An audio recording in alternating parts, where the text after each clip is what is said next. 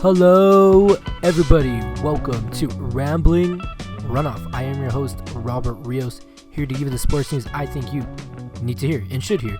And to talk about it with me, as always, through the digital landscape, is my co-host, Mr. Danny Tan. Danny, say what's up to the people. What up, y'all? How's it running? Yo. Yes, we got a lot to unpack today. This week, this Sunday, is the big game, also known as the Super Bowl. Not a sponsor, not copyright. So we're going to be going over our predictions and with the Chiefs and the Eagles in Super Bowl 59 from New Orleans. And then in the NBA, a lot has happened this past weekend. So we're going to dive into that as well with the Lakers and Mavericks and Jazz trade. Then in the warm-up, speaking of Lakers and Jazz, the Jazz and the Mavericks, we're going to be talking about player and team loyalty. Then in the rundown, of course, we got a bunch of stuff, a hodgepodge of different news and sports headlines that we think are interesting that we wouldn't be able to talk about. So yeah, stick around to the end because we got a lot to go over. But Danny, how are you today? I am chilling, just chilling. Yeah, I haven't been up so much work. I've been golfing a little bit. Actually, still every weekend. Since the month of January started, I think I missed a weekend in there. But yeah, still trying to pick up my golf game. Hope you guys liked our couple of water breaks, mine at the range. I think we're gonna keep that series going. But yeah, I've just been chilling. Rob, what about you? I mean, yeah, I want to talk about that real quick. Yeah, our second water break that we posted. Danny did his golfing, of course, and I thought it was pretty good. Yeah, thank you, Rob. I mean, were you how would you say happy or content with what you had there, Danny? Yeah, I think it was pretty good. I did cut out a lot of shots. There were definitely worse shots that I didn't put in there, and there were better shots that I also didn't put in there. But yeah, I think it was good. I think in the future, I'll look to put a little bit more of like a scheduled thing, or like things to look ahead for, in particular, and talk about a couple more sports news things. It was kind of a quicker water break than Rob's, but yeah, I liked it. It was a fun thing to do, you know. I mean, were you nervous?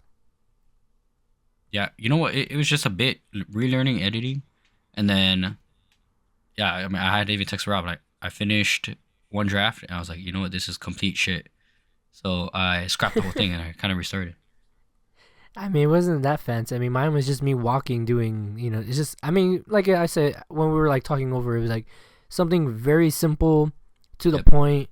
You know, it doesn't have to be too long, like at least a minute or so.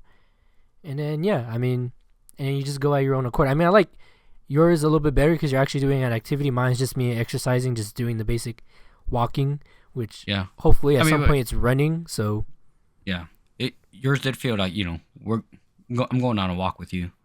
You know, saw the shoe, was it the chair, the random ass chair in the middle? Yeah, I mean, people dump shit all the time in my area, so I think that will make it entertaining. Just me walking around, just finding random shit off the street. Yeah, and seeing what pops up. Definitely. But I know we both have our own like editorial styles too. So yeah, I mean, mine's a little. I feel like yours is pretty good. Oh, thank you, Rob. I think I made too many editorial choices. I'll either trim it up or I'll go crazier next time. So we'll see. No, yeah, for sure. I think maybe for the next one we could like tag team a little bit on the edit. Oh, okay. Try to get a little bit of standardization. Yeah, and that way I know, like, I mean, like, cause I like that's why I kind of studied in. Yeah. So I'm thinking maybe I could like show you a little bit more, and you'd be like, all right, like this, and I don't know. That's I don't know. Yeah. No, unless you got it. No. I feel like to like the thing, you know, everyone's doing like day whatever of us doing so and so or this and that. I feel like the water break being weekly, but having kind of a more consistent theme that people tune back into, you know, once a week or like every couple weeks. Is like old YouTube series or like TV shows that you tune into every week. I think that'd be really helpful. something like that. No, bro. yeah. No, So yeah. we got to do a little bit of standardization. No, yeah, of course. I mean, we'll figure it out. I mean, like how we talked about it. Like, it's still new. Like, we could always change it or whatever.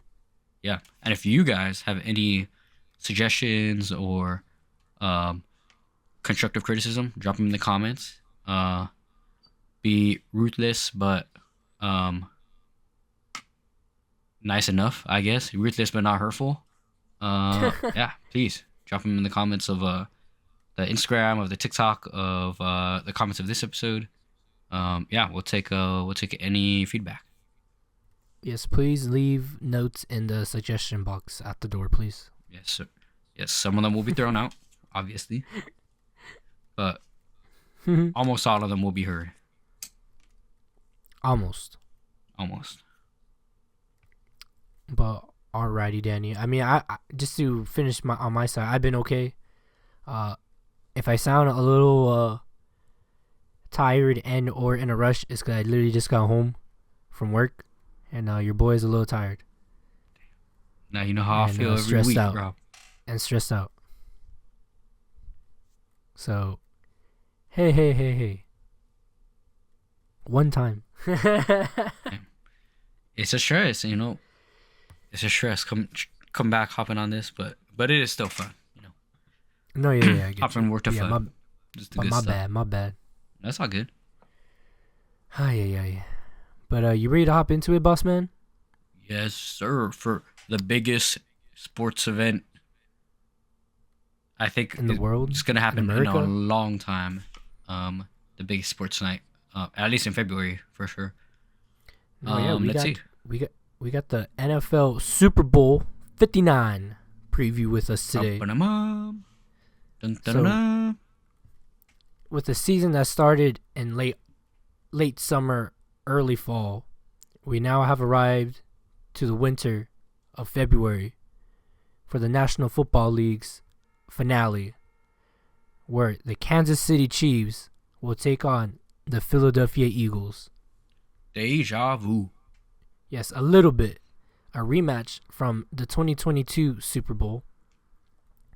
This Sunday, February 9th, Super Bowl 59 from New Orleans, Louisiana at 3:30 p.m. Pacific time. We will have a rematch of the ages.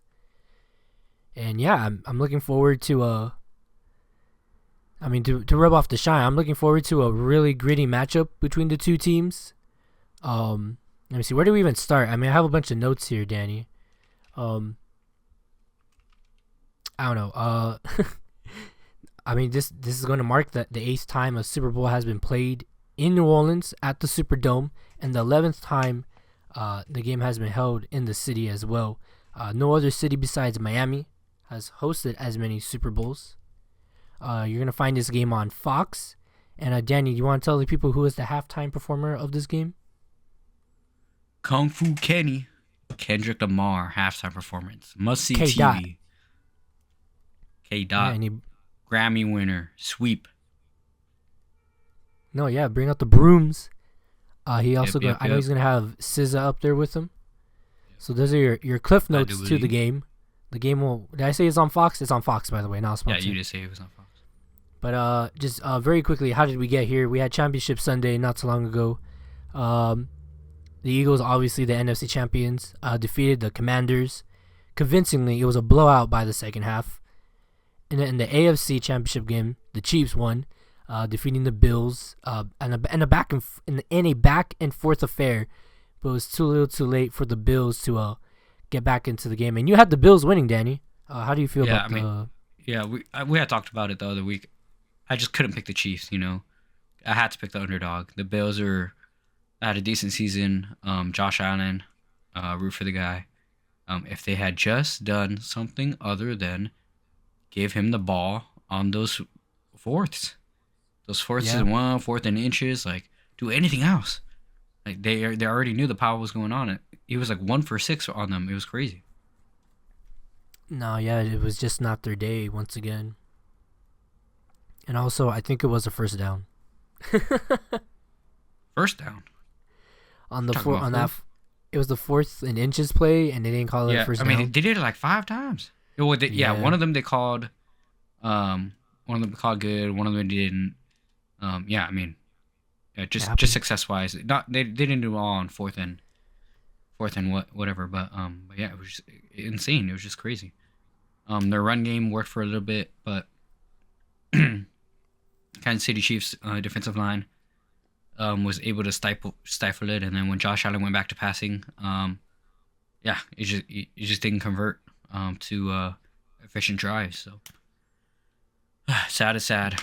That one last throw, almost it was a Hail Mary in the way that he got sacked seconds after, but yeah, he threw it right to where it should have been, but it was maybe a little short. No, yeah. Tough look. It happens. But that was the past. Let's move to the future. Yes. And I got a lot of notes here, so everyone bear with us, but we're going to get you guys ready for the game. So here we go. Like I said, rematch time. Kansas City, they're making their third straight Super Bowl appearance, becoming the first NFL team of the modern era to have a chance at a three-peat, which is kind of insane considering we lived in the Patriots era. The Chiefs have won its last two championship bids, of course. This is also the Chiefs' fifth Super Bowl appearance of the last 6 years. They've advanced to or past 7 straight AFC championships, coming within one game of matching the all-time record set by said New England Patriots from 2011 to 2018. Super Bowl 59 is a rematch, as we mentioned, of Super Bowl 57, when the Chiefs played the Eagles to a close draw in Glendale, Arizona, where the Chiefs won the last Super Bowl meeting 38-35, overcoming a 10-point halftime deficit to beat the Eagles on a last-minute field goal by Harrison Butker. Kansas City 2022 title win included a polarizing fourth-quarter penalty on the Eagles when cornerback James Bradbury was called for pass interference against the Chiefs wide receiver Juju Smith-Schuster, enabling the Chiefs to exhaust most of the remaining clock before Butker's field goal. Sorry, not the Chiefs, not the cheese. Not the cheeseheads. I mean, on the other side of that game, the Eagles guy did get a historic effort from quarterback Jalen Hurts in that Super Bowl. In just his third NFL season at the time, Hurts totaled 4 touchdowns, including a Super Bowl record 3 rushing scores, plus a successful 2-point conversion that knotted the game at 35-35 in the closing minutes. So we should be in for another similar game. However, of course, the Eagles do have their joker in the backfield, literally, with Saquon Barkley. So I want to see how that now changes up what will happen here in this matchup. So basically, I'm going to have some pros and cons, a little bit tell the tape for each team. And then we're going to jump into, I didn't write it down here, but we're going to go into our predictions. Okay, Danny? Does that sound good? Yep, let's hit it. Okay, so I'm going to go over what I have. And then, yeah, like I said, predictions. And if we have any other time, we're just going to see what we got. And you can chime in whenever, okay? Yes, sir. All right, for sure. So first up, we're going to go with the reigning champs, the Kansas City Chiefs. So here are their reasons to win and to lose. So long story short, Super Bowl 59 marks the Chiefs' 7th all-time Super Bowl appearance. They also lost Super Bowl I, the 1966 season. Won Super Bowl, the Super Bowl in 1969.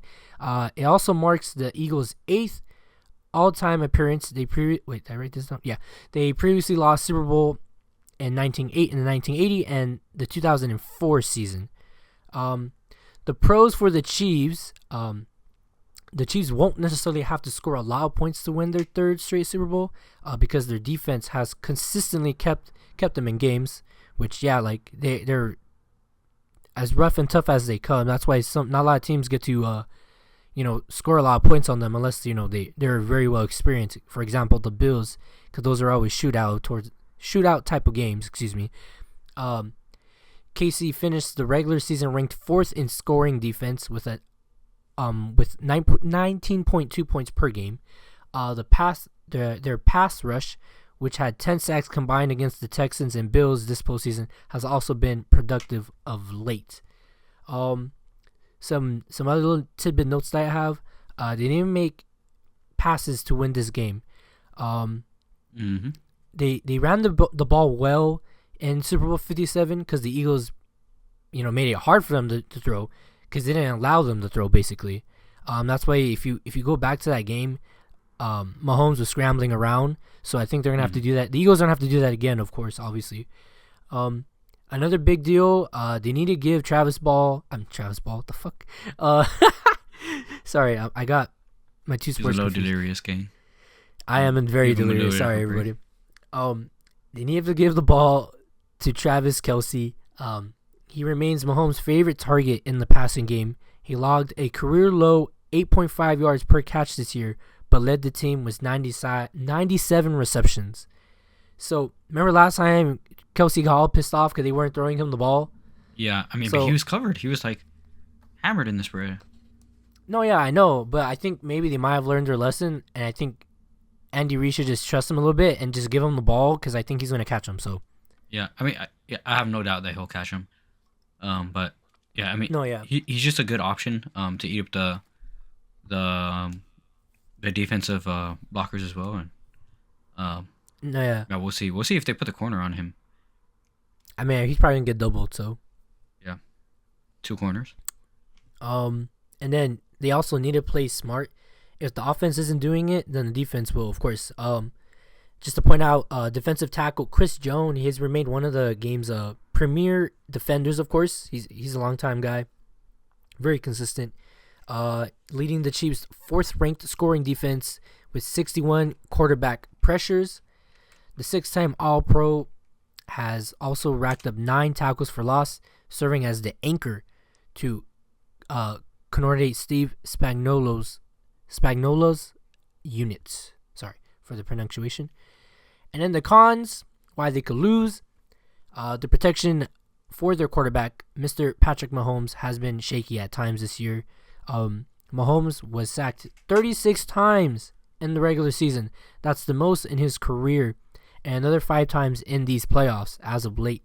The Chiefs have benched 3 different players at left tackle before finally settling on Joe Thuney, who finished outside from left guard. The consistent pressure has contributed to Mahomes' 67.6 QBR rating, the 2nd worst full season rank of his career. And then I think if the game gets super squirrely and the Chiefs don't play football to get calls, you know what calls I'm talking about, right, Danny?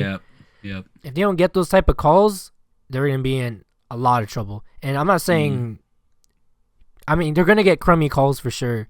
But, that 1 or 2 calls were just what? They got that? Yeah. If they don't get any of those, yeah, they're going to be in trouble. Yeah, what do you think, have Danny? a feeling that there's going to be a lot less of referee interruptions in this game. Yeah, I don't know. I just have a feeling. It's a world stage. I just have a feeling that they don't want any questions about this Super Bowl. So unless it comes down to it, and the NFL needs the Chiefs to win, well, we'll see. But I just have a feeling that the rest will let the game be played. I hope so. These are 2 teams that just are really good at playing the game itself. They don't really. I'm saying this nicely. They don't rely on the refs in quotations. I know what I'm saying. Even though a lot of people are out there probably yelling at me saying you don't know nothing. The refs help out the Chiefs. Yes, that may be true, but you can't tell me that they're not a good football team. That's what I mean by that. No, you're right. Patrick Mahomes is just so incredibly efficient, and his record speaks for himself. He's never missed a conference championship. He's been to the finals, or to the Super Bowl 5 out of 6 times. It just speaks for himself.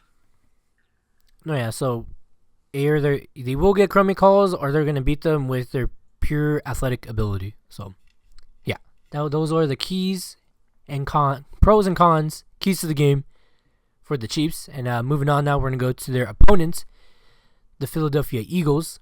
Long story short, prior to their championship bout with the Chiefs in 2022, the Eagles also reached the Super Bowl in 2017 for Super Bowl 52. They famously upset Tom Brady and the Patriots to claim their first ever Lombardi trophy, which is kind of insane. those Eagles were led by backup quarterback Nick Foles, who won Super Bowl MVP as an injured replacement. Do you remember that game, Danny? Yeah, I think I do remember that game. Yeah, First Philly curse break. Yeah, that was like a big deal, and considering they went in with their backup, and then they ran like every play in their playbook.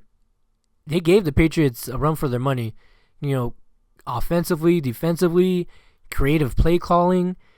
Like even the Patriots tried to go toe to toe. What? Wasn't this one of the worst rated Super Bowl games because it was also like the lowest scoring Super Bowl in like a long time? You're probably thinking of the Patriots-Rams game. Patriots-Rams? Really? That was probably it. Because I recall that being a not a good game because no one scored. It was all defense. Go ahead. Keep going, Robert. I will double check. Yeah, go for it. Please fact check. And yeah, so that was their lone Super Bowl win. Moving on to... It was 41-43. You're correct. It was the Rams. Yeah, I'm pretty sure it was probably that game because that game sucked ass. But anyways, for the Eagles, they're pros. The Eagles have the best defense and running game in the NFL, and they have worked hand in hand, to get them to this point, of course. And what really helps is picking up Saquon Barkley. He's so explosive whenever he's on the field. As they saw from the Eagles' first snap of the NFC Championship game, and he's backed with a great offensive line that, eventually wears down the opposition through all four quarters. With that style of play, it's no surprise that the Eagles rank number 1 in time of possession, 32-22. That means less stress on the defense that plays with the same type of bully mindset, I guess you could say. Their defense specializes in taking the ball away. The offense rarely turns the ball over, and both sides are as physical, as they come, as it gets. That makes the Philadelphia Eagles capable of beating any team, of course, on any given day. Some other tidbits I got here. They need to play consistent football. What I like to always say, do what's gotten you to this point. Do what's gotten them to this position. Because if they try to switch it up, in a form or way that does not align with their mentality or play style, then they're going to be in trouble. Because you want to try to catch the opposition lacking, but if they're not prepared correctly, it could all go to the shits. Another thing, they need to get Saquon Barkley running. He's enjoyed this whole season as he's running straight into the NFL history books. He was a prize free agent signing from New York last offseason. He's eclipsed 2,000 rushing yards in this regular season and remains to be a pivotal MVP candidate. Including the playoffs, he has already logged 21 different carries of at least 20 yards. That's going to be a big deal, in my opinion. So we have to watch out for that. Another thing, like I've mentioned with the defense, they got to be aggressive. Although Mahomes, he's known to make magic on his feet, his O-line does not. As we mentioned, their O-line might give out, and Mahomes can't make every miraculous play, So we'll have to wait and see what happens there. They need to turn his world upside down. A quick matchup that I was able to find through the internets. Thank you, CBS and ESPN. So they got their offensive lineman Nolan Smith Jr. versus right tackle Jawan Taylor. Here's a tidbit that I borrowed. Smith's ability to create pressure off the edge has changed the profile of the Eagles' pass rush. He has 4 sacks and 9 pressures in the playoffs, using his lower body control to slither around offensive tackles and close on quarterbacks in a hurry. Look for Eagles defensive coordinator Vic Fangio to scheme one-on-ones with Smith against Taylor from wide alignments while also using stunts to loop the outside linebacker inside. So that's good. That should be a good matchup to watch on the television if you're wondering what the offense and defensive lines are looking like. And there's a lot of sports football terminology there. Alignments, stunts. It just means they're going to move around a lot. And then for the Eagles, in the con section, the passing game has left something to be desired. I mean, obviously they're using Saquon a lot. Some of that can be attributed to be purposely, letting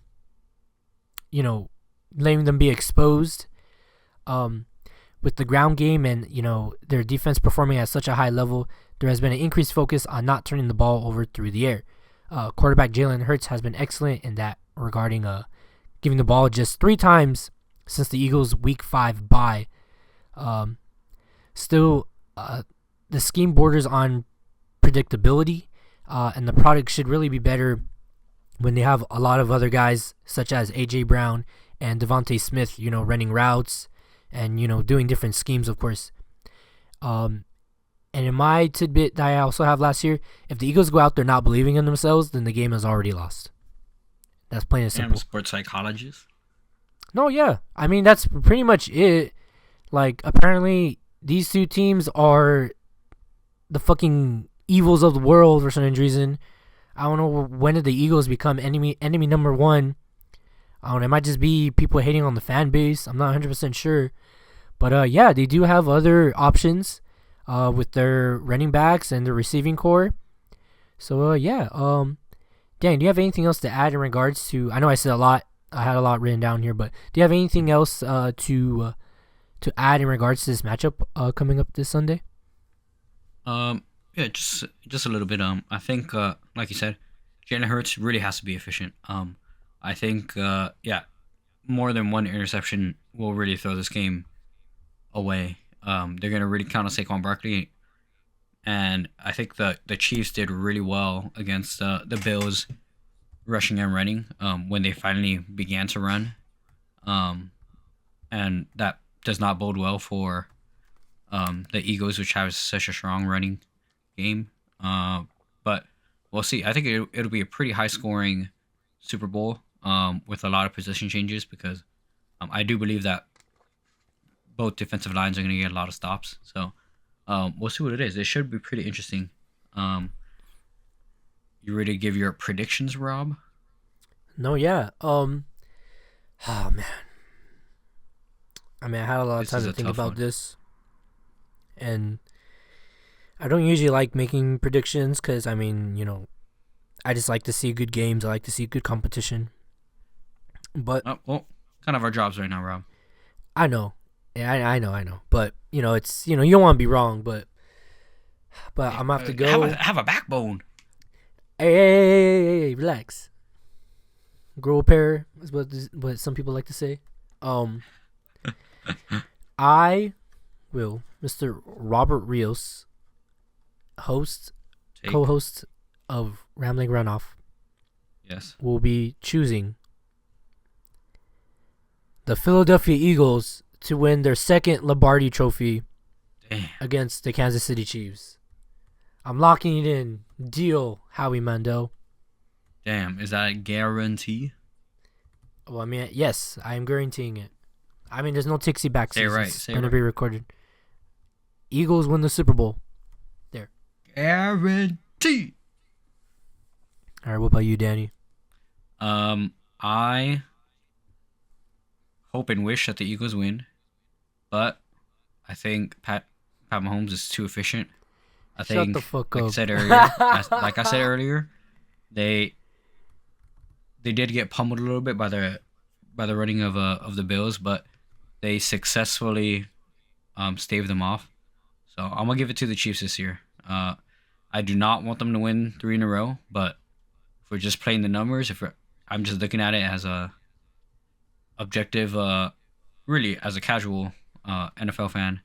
I think the Chiefs got it. Watching that Bills game, the Bills-Chiefs game, yeah, the Chiefs are just a tough team to beat. We'll see how it rolls. Jalen Hurts really has to be efficient. He cannot be turning the ball over. And his O-line's got to be so solid. So I root for the Eagles, but I'm going to pick the Chiefs in this one. Damn, that's crazy. I didn't expect you to do that. I was like, all right, if he picks the Eagles, at least make your prediction sentence interesting. But nah, I mean, for me, I feel like I could say the same exact thing for the Eagles. Like, this is literally... It's true. Like, that's why I couldn't decide. I'm like, these teams are both evenly matched. They have very similar traits offensively and defensively. I don't know. Maybe, who knows? We haven't even talked about special teams. I mean, their last Super Bowl was decided on a field goal. So what the hell do I know? I couldn't even name the kickers, being honest. Because they don't usually use them. Yeah. Well, but we shall see what type of matchup we get. I think it's going to be a very entertaining Super Bowl. Halftime show is going to be a banger, of course. No, yeah, for sure.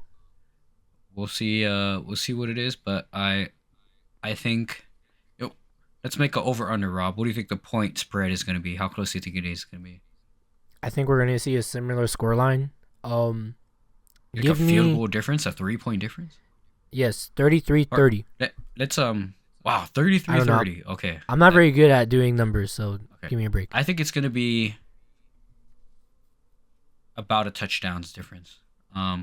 Whether it be 2 field goals or whatever. I think it's going to be. What do you say? Oh, I said 27-20.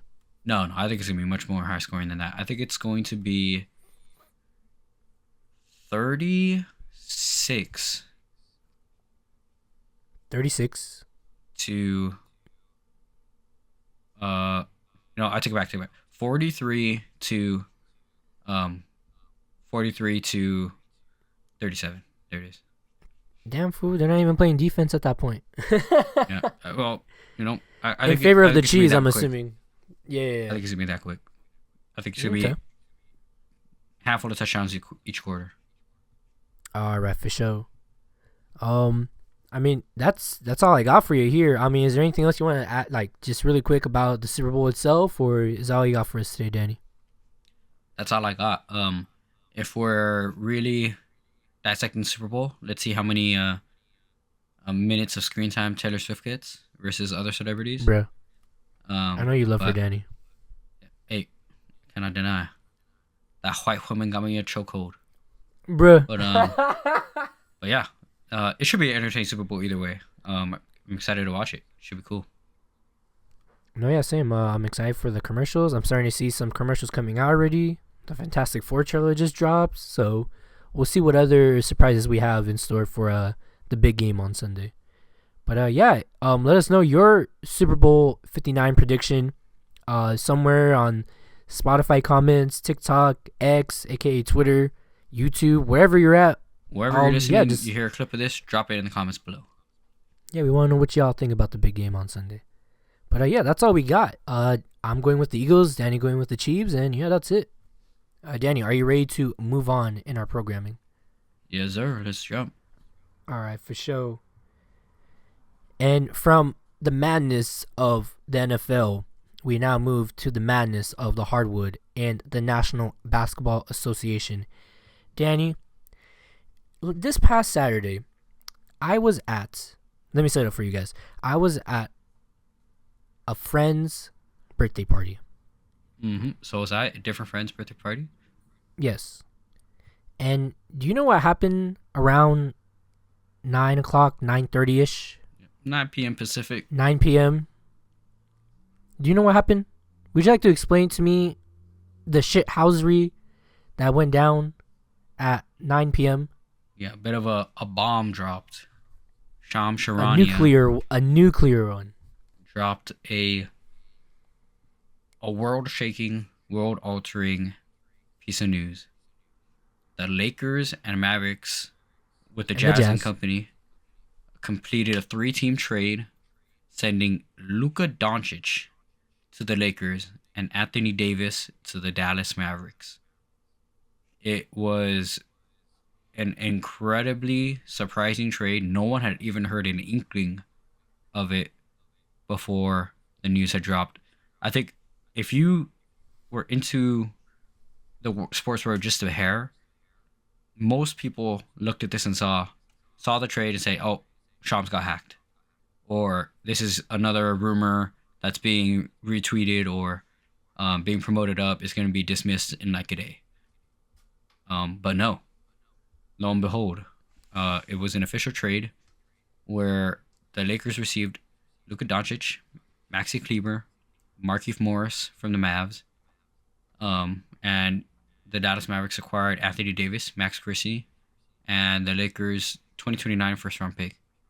And the Jazz receive Jalen Hood-Schifino, the Clippers' 2025 second-round pick, and the Mavericks' 2025 second-round pick. So, Utah Jazz, grabbing the tail end of this trade was even a surprise to Danny Ainge, who legendarily hates to be at the bottom end of a deal. And the fact that he was too late to stop the deal after he heard the package going on speaks to how secretive this whole thing was.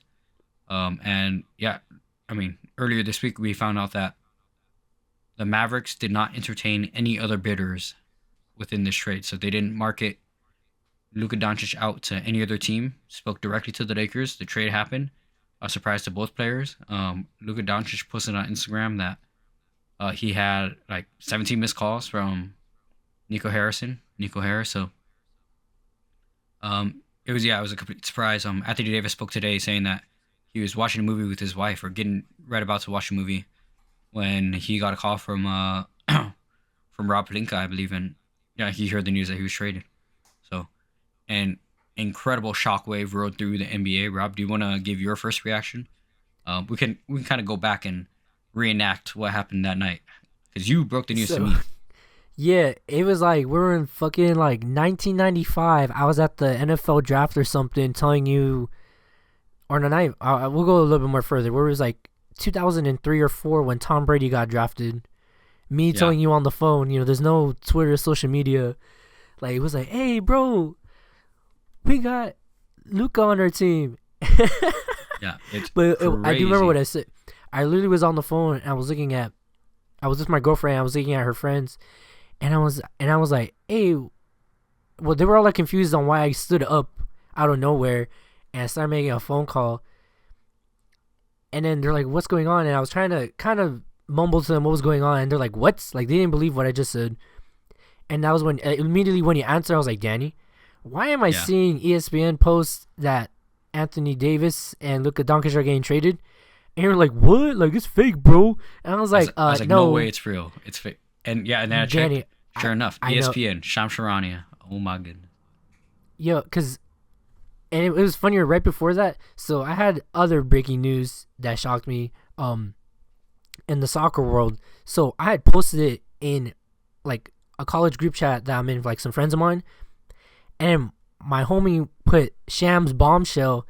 And then my other homie put like, no fucking way. And I was like, oh, I know, right? Why would they do that? And then literally I got out of the chat on Instagram. Not a sponsor. And then that was when I saw the post and it said 4 minutes ago. And I was like, oh. But also I was trying to understand, because, like, sometimes their graphics are just like breaking news. And it's just like a huge ass picture that don't make no sense.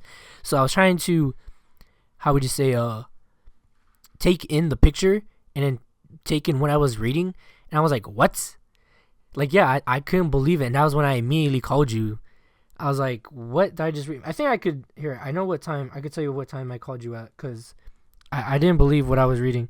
I called you at, let me see, 9:22 p.m. and the post that said 4 minutes ago. So 22 take away 4. Yeah, 9:18. Like 9:18, I guess, is when they posted it. So crazy. Yeah, in the span of 5 minutes, the world, well, at least the United States and possibly the basketball community and world lost its damn mind to this announcement.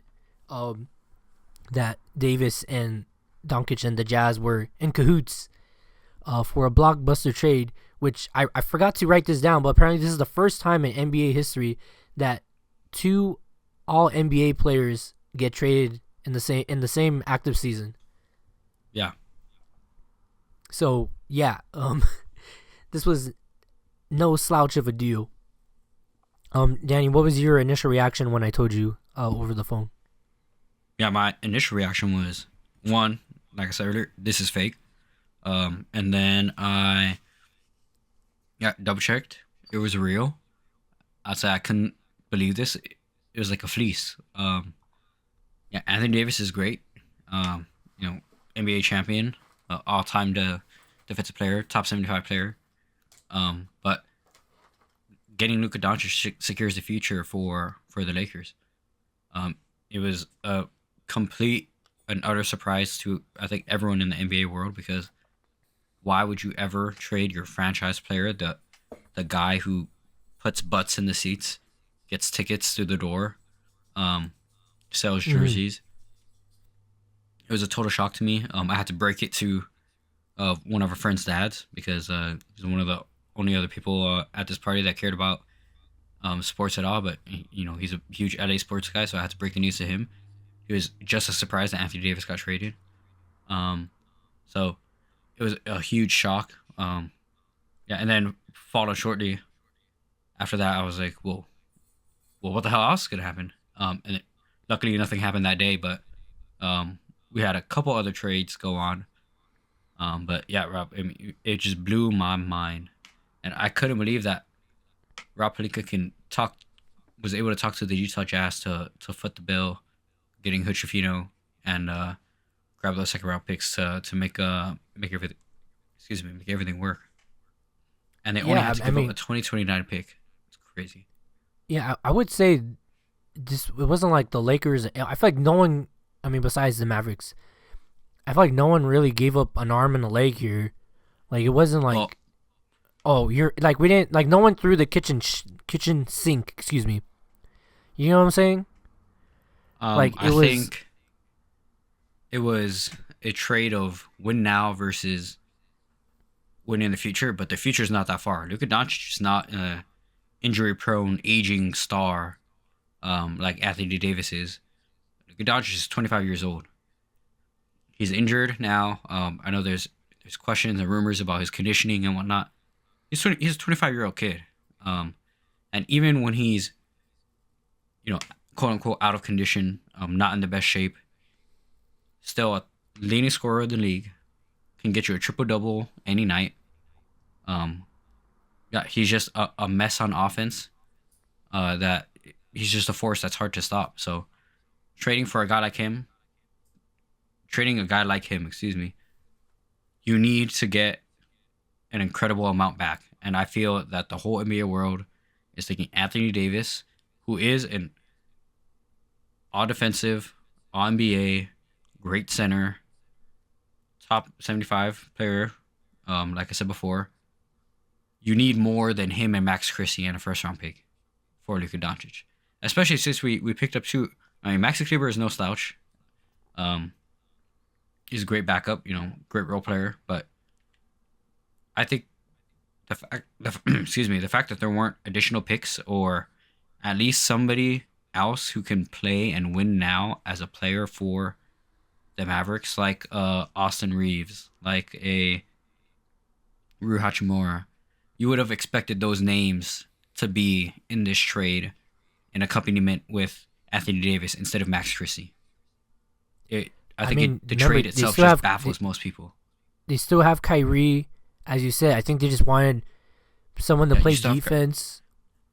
Yeah, but do you think giving up the guy who sells the most jerseys by far for the Dallas Mavericks, the guy people come to see, giving him up at the ripe young age of 25 when he is already a 5-time All-NBA guard, is worth Anthony Davis? And do you think Anthony Davis is a difference maker in the next year or two for you to win the chip to make this worth it? Well, apparently the Mavericks people do. As a disclaimer, Mark Cuban is no longer the sole owner of the Mavericks. He has sold a considerable he sold majority of his share back to the family.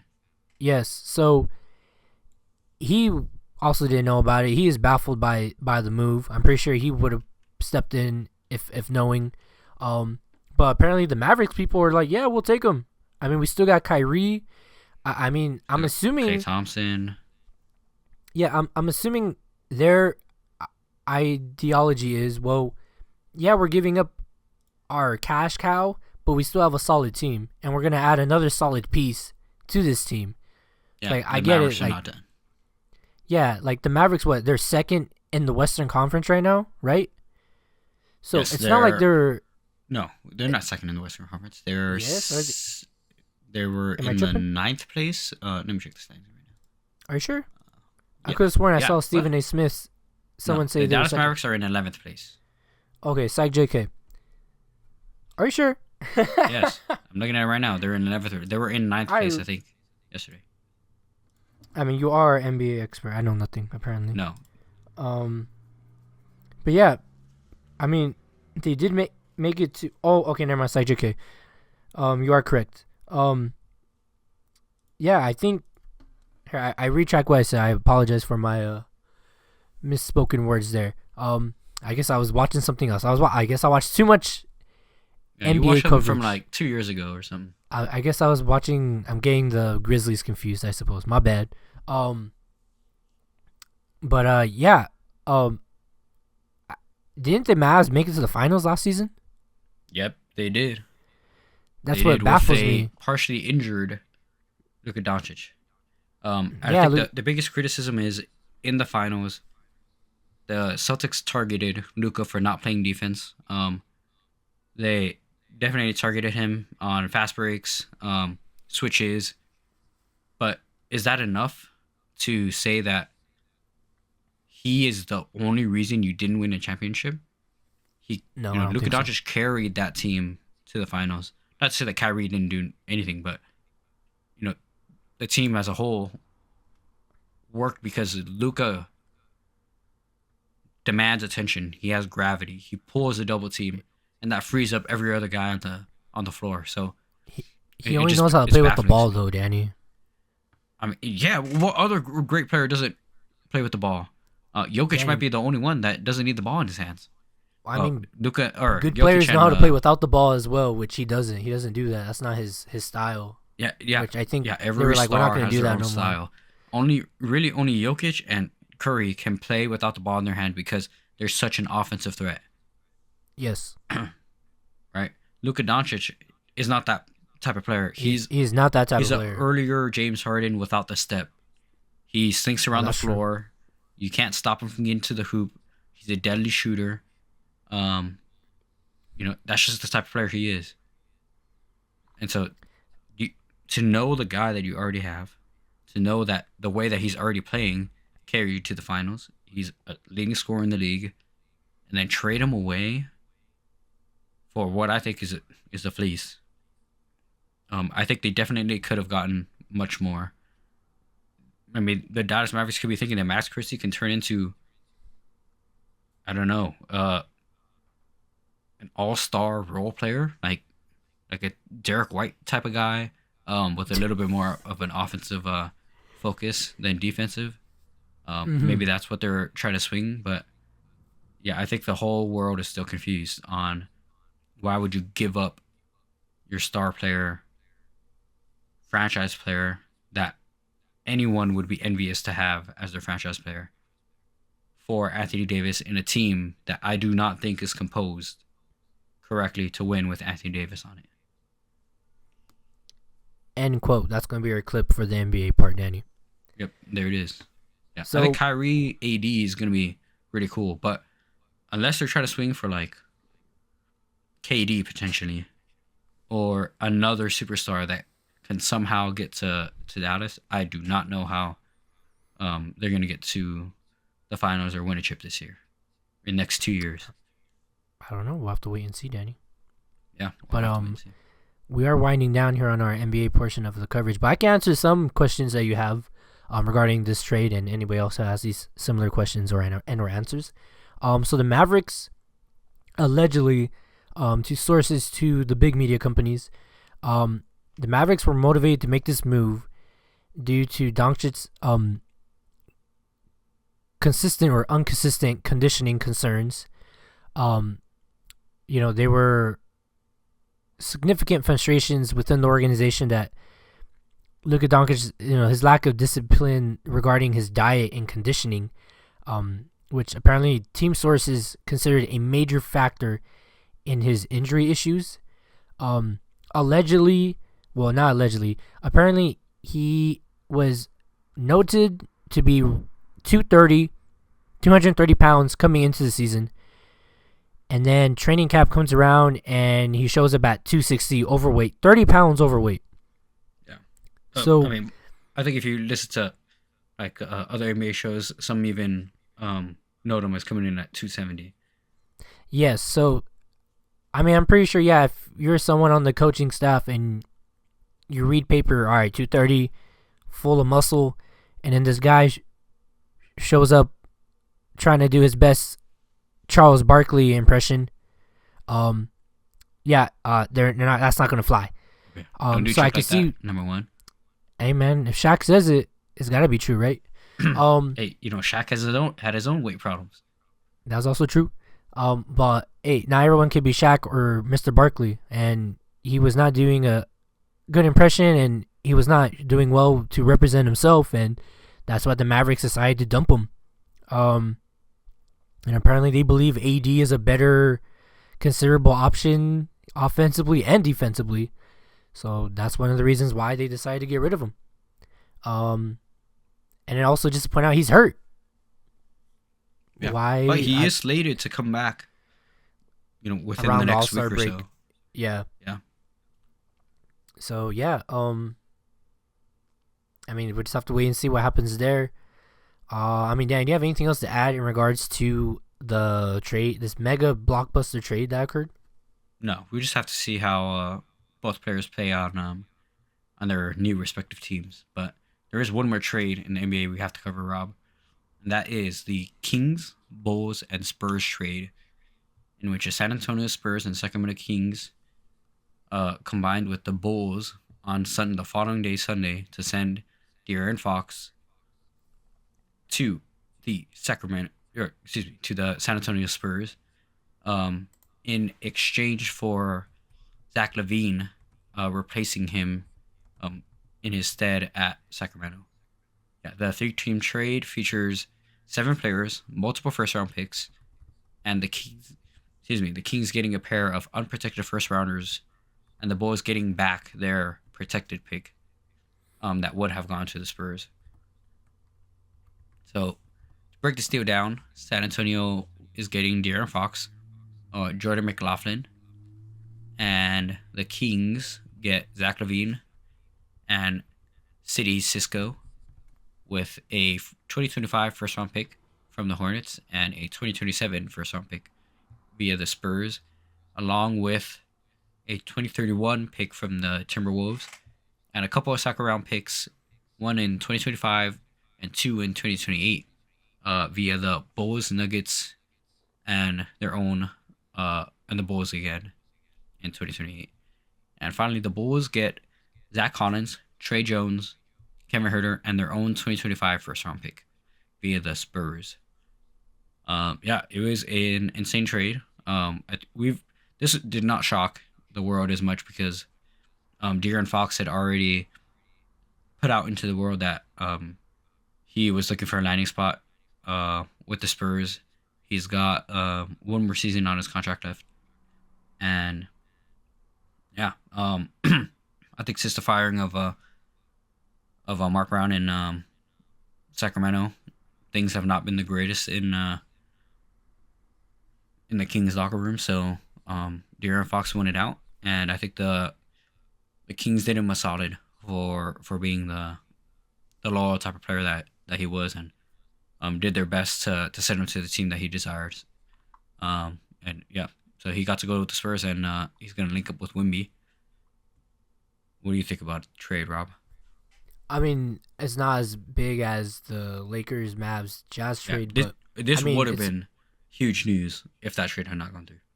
Oh, I wouldn't have. I mean, if this was the case, I wouldn't have called you. Really? That's what I mean by the trade? Oh. No, fuck no. Yeah. What? I'm gonna call you for what? So Zach Collins? Just send me the text. Okay. Well, okay. Hey, Zach LaVine. Probably not. De'Aaron Fox are two big names. Probably not. I mean, it's still pretty big. I mean, yeah, it's a Fox addition to the Spurs. You know, he's gonna be teamed up with the reigning not sponsored rookie of the year. You know, he's right now he's averaging 25 points, 6.1 assists, and 5 rebounds per game this season, for the Kings. You know, he's been an All-Star and All-NBA player, and now in his 8th season, he's gonna get to start with, you know, the French superstar. But yeah, I mean, it should be good, and I hope to see a lot of good from Zach LaVine. You know, he's a great guy. You know, he's gonna play with DeMar DeRozan again. His former teammate, linking back up. He's also gonna link up with excuse my pronunciation, DeMar DeRozan. Sabonis. Oh, Domantas Sabonis. Excuse me. I know how to say DeMar DeRozan, Danny. Okay, my bad, dog. Domantas Sabonis. And Levine's a 2-time All-Star, so it should be all good. But we are winding down on our time here, Danny. Do you want to go quickly over this last bit of trade news? Yeah. I mean, this one is not even a trade to be, but yeah. This is the only other trade that happened. So there is one other trade that just happened on February 1st. So there's two. There's one happened today. But yeah, on the first, the Clippers traded Drew Eubanks and Patty Mills to the Jazz. The Jazz traded Drew Eubanks and Patty Mills to the Clippers, and the Jazz receive Mo Bamba and PJ Tucker, a 2030 second round pick, and a little bit of cash. A little bit. And the last trade. What was the other one that happened? Sorry, I didn't get to see anything today. Oh no, you're all good. The Mavs made another move. They traded Quentin Grimes for Caleb Martin, as well as a second round pick. So that's great. Just to clarify, the Mavs received Caleb Martin, and the Sixers received Quentin Grimes and a 2025 second round pick. So the Mavs keep getting older, and the Sixers are looking good. Picking up another young player. Quentin Grimes is a great guy. He's pretty quick. We'll see how the Sixers go. Some people thought that they might be setting at the end of this season or toward the trade deadline, but we'll see. There's still about a little less than 48 hours left, so we'll see. Yeah, the trade deadline is on February 6th, by the way, as of this recording. Today is the 4th, by the way. Yes. And then second to last thing, where's Jimmy Butler going? Yeah, with these trades going through, I'm saying this sarcastically, so difficult to see him landing anywhere. And reportedly he has blocked and intentionally kind of dashed some trades that would have landed him in contending teams, or on contending teams, I should say. So we'll see what's good enough for Jimmy Butler. Allegedly, a Warriors trade was blocked by I saw that Jimmy one. Buckets himself. So we'll see. It seems like he's intent to go to Phoenix, and Bradley Beal says, "Nuh-uh, I just settled here. I like it here, and I'm not going anywhere." So let's see if he changes his mind, if Jimmy Butler moves anywhere at all, or if he does a John Wall and kind of disappears for a season and a half. And that's crazy. Yeah, and maybe land somewhere else with a huge pay cut. So we'll see what it is. He might start to play ball just to get his trade value back up. Because I know a lot of teams are looking for him to play to make sure that he's still conditioned and whatnot. So we'll see. We'll see what it is. Yep. And lastly, very quickly, we do have the All-Star game. We won't be able to talk about it a little bit here. We've run out a little bit of time. But yeah, the All-Star game is Sunday, February 16th at 5 p.m. Pacific time, 5 p.m. And you can catch the game on TNT. And just to go over the rosters at the moment. For the Western Conference, we got Steph Curry, Shai Gilgeous-Alexander, LeBron James, Kevin Durant, and Nikola Jokic for the starting lineup. For the Eastern Conference, we have Jalen Brunson, Donovan Mitchell, Jason Tatum, Karl Anthony Towns, and Giannis Antetokounmpo. So yeah, that's the All-Star game coming up in about like a week and a half, Danny? Yes. So yeah, go catch that when it comes around. We'll probably have a water break post up for that. But yeah, that's it, Danny. That's all we got. That's it. We can slide right into the warm up if you're ready, bro. Whew, that was a lot, Danny. But yeah, we got the warm up here. And speaking of players and teams not knowing what the hell is going on, for this week's warm up topic, as I mentioned in our intro, player and team loyalty. Danny, you brought this up because I had no idea what to put here, and I couldn't find nothing newsy to talk about. And I'm assuming you said NBA and NFL as your two main examples. Would you like to start off this conversation? Yeah, I mean, we kind of just touched upon it, but yeah, Jimmy Butler, who else? James Harden, as of late, just players that force their way out of teams to get exactly where they want to go. And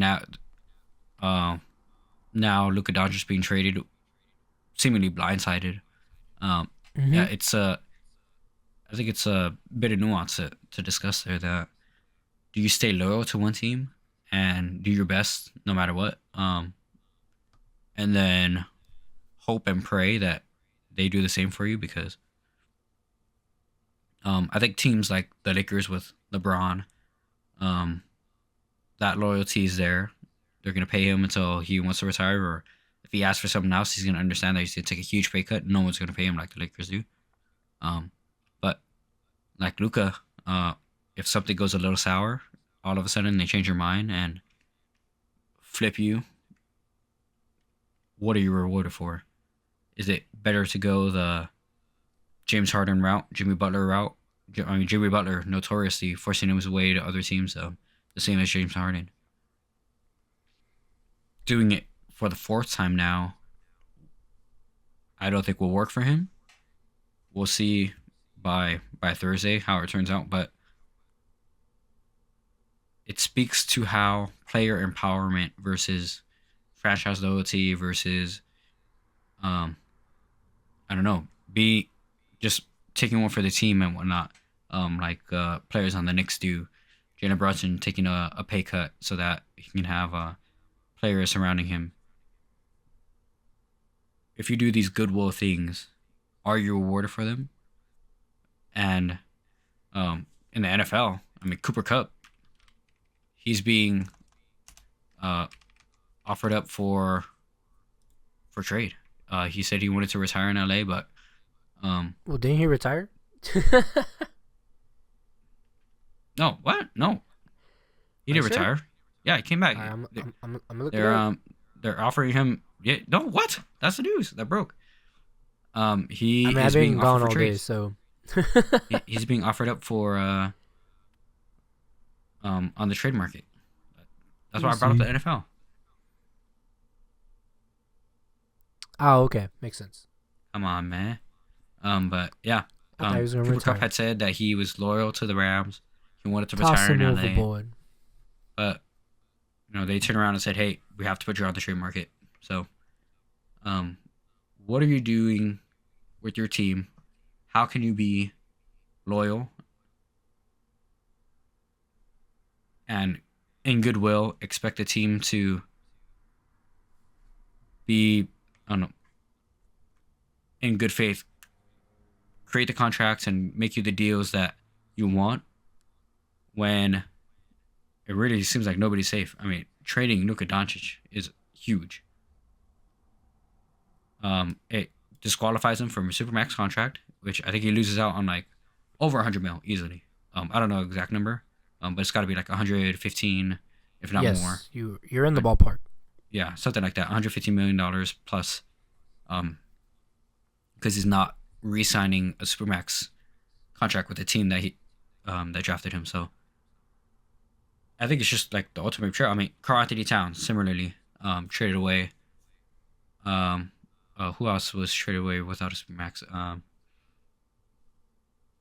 don't know. Can't think of it off the top of my head now.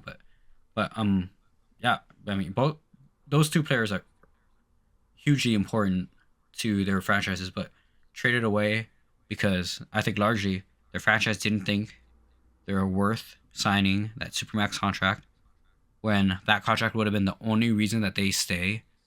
And if you let them go without re-signing, you lose them for nothing. So it might have been that the Mavs were seeing the writing on the wall, saying, "Hey, we're gonna deal you to get back something, at the very least, and we don't want to pay you when that contract expires, because we know you're already gonna walk anyway." So,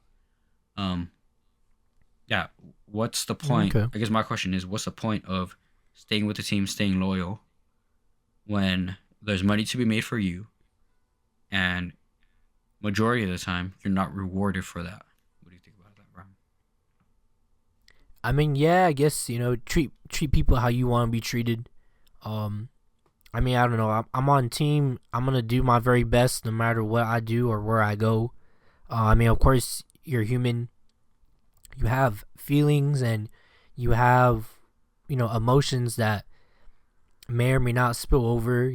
Maybe they might not show your best qualities, but I mean, yeah, it sucks. It's never fun. It's daunting, to a T, to an I, to a lowercase j. You know what I'm saying? I know I'm exaggerating, but it is. That's just the way the cookie crumbles. That's just the way the ball rolls in these type of situations. Sometimes it's not even like a player problem, like for the Maverick situation, for example. Like for example, in soccer, in Major League Soccer, it happens a lot, because the way that the salary cap is formatted, the way that, the way that the money is dealt. Like, for example, LAFC and the Galaxy just recently had to trade and move people, not because they were bad, but because salary-wise, it was just not economically substantial. It was more of a math issue and not a player personnel issue. Does that make any sense? Yeah. I mean, yeah, it's the business of basketball, it's the business of sports, but sometimes everything's a business, but in sports, I think people give it a little bit more of a pass because you don't think of these athletes as employees, right? But if you're the boss, if you had an employee that's been with you for 15 years, has done great work, no complaints, does their job exactly, whatever you've expected of the employee, they've done it. You should be rewarding that employee, right? You should be, when bonus time comes around, they get the bonus, which is what NBA stars do too. If they were promised a bonus when they hit All NBA or this and that, they hit them, you pay them. But at the end of it, it would be crazy to think that your boss might trade you to another company, even though you hit all your markers and now you're in a whole different city.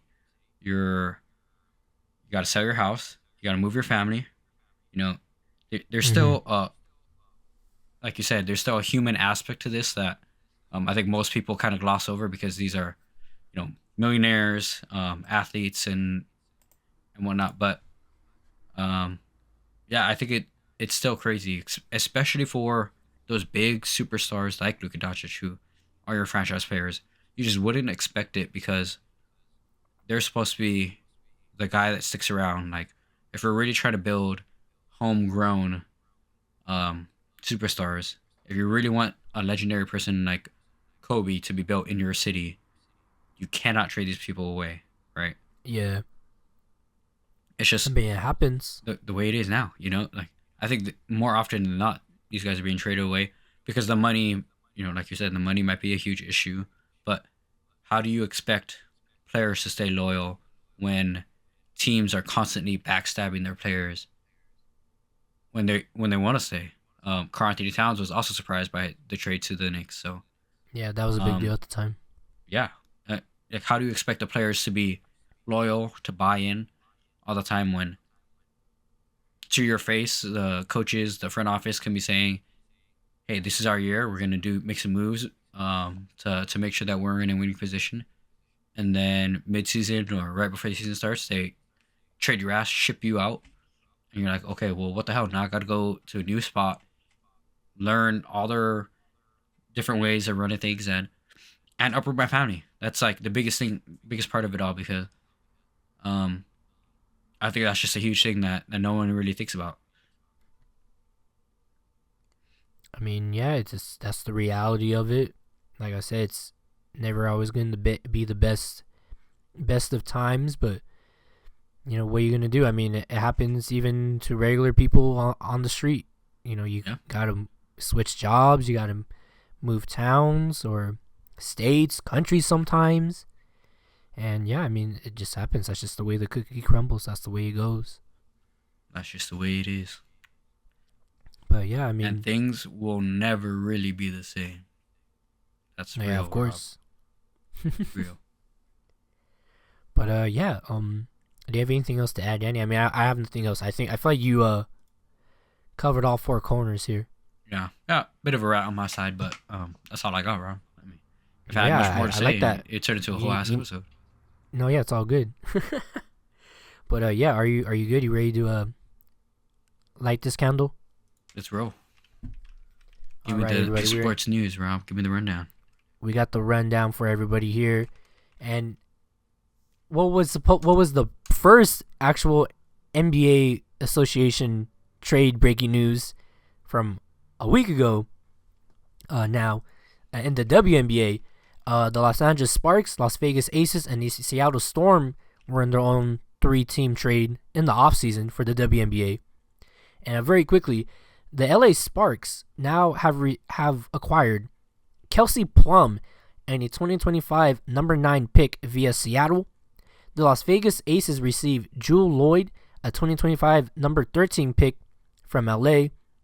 And the Seattle Storm received Lee Uri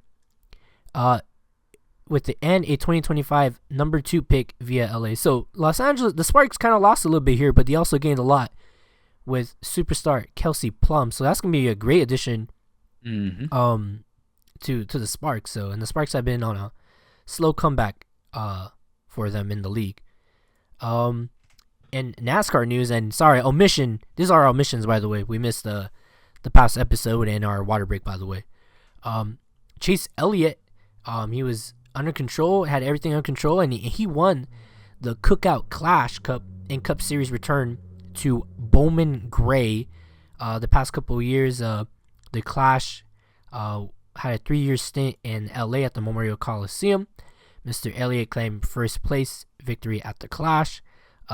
The driver of the number 9 Hendrick Motorsports Chevrolet reveled in the NASCAR's Cup Series return to the iconic short track after an absence of 54 years. Just to let you know, Danny, they got pieces of the now defunct Auto Club Speedway to remodel this old racetrack, like in this small town.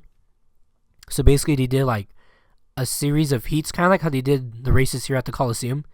So they did like a series of heats, so very small track, bumper to bumper, basically bumper car style racing, and so they got a winner. And yes, the NASCAR Cup Series will officially kick off the 2025 regular season at Daytona International Speedway for the Daytona 500 on February 16th.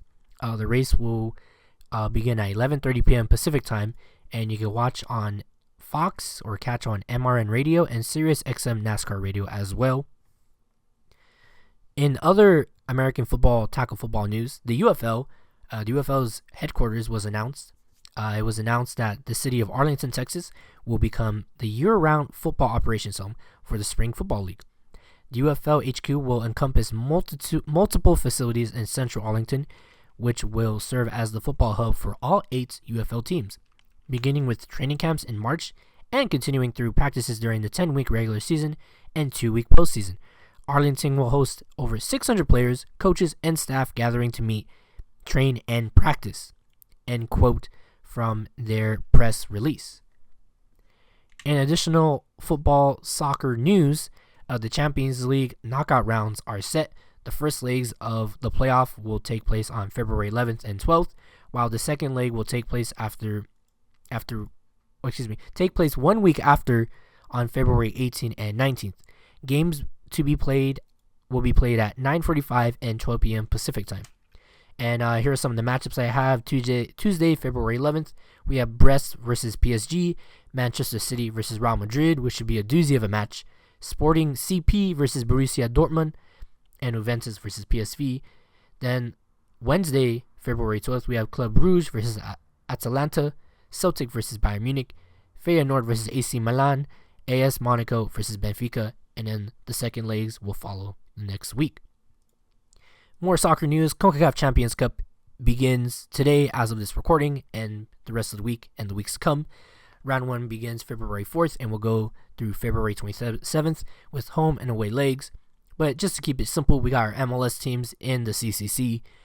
Tuesday, February 18th, we got Sporting KC versus Inter Miami, Colorado versus LAFC.